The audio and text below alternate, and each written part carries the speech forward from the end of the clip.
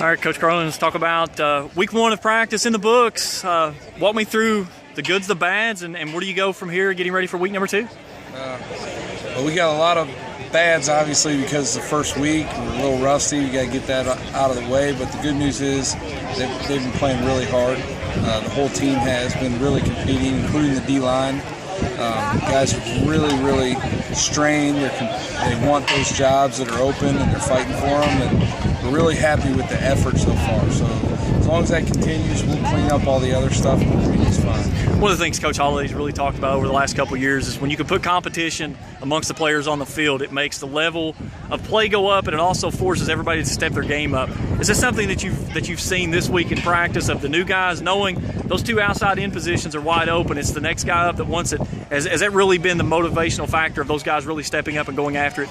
Yeah, there's no question. I mean, it's human nature to kind of take it easy, and so with these guys now, they can't do that. They can't be complacent for a second. That's something Coach Holliday's always talking about.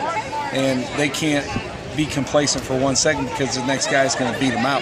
Now, we have a lot of guys that can all play, and they all want that spot. So they're really fighting and competing, and when they do that, they all raise their level of play. You talk about all these guys that have an opportunity. Two of them only going to start, but the other side of it is you got 5 guys that could step out and play that position today. How big is it to have that kind of depth on the defensive line, especially on that end position, to be able to get that rush? Well, it's huge because of the way Coach Price and I like to play the defensive line. When you watch us play, you never know who's going to be in there because we just roll them and keep them fresh. We expect those guys to strain and play 1,000 miles an hour, and they can't give you 100% when they're tired. So we just throw in the next guy and keep them fresh and keep them rolling. 2 years ago, the team's leading 2 tacklers were in the safeties. Last year, across the board, 3 linebackers led this team. What was the change that allowed the guys at linebacker to step up and do the job that they're out there to do, and that's take care of business?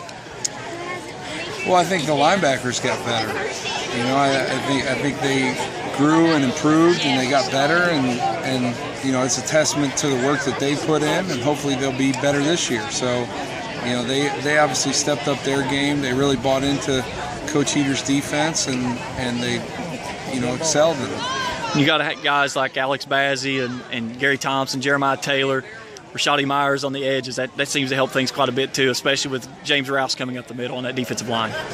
Well, there's really good players all over our defense, and the way Coach Heater's defense works, it's all tied together. So one player can't do his job if another player's not doing their job. So obviously great players at all these different positions help each other make plays. Sometimes if you're a defensive end, you stay outside, and some linebacker might come and flush the quarterback right to you, and because you stayed outside where you belong, and you get a sack because you did your job.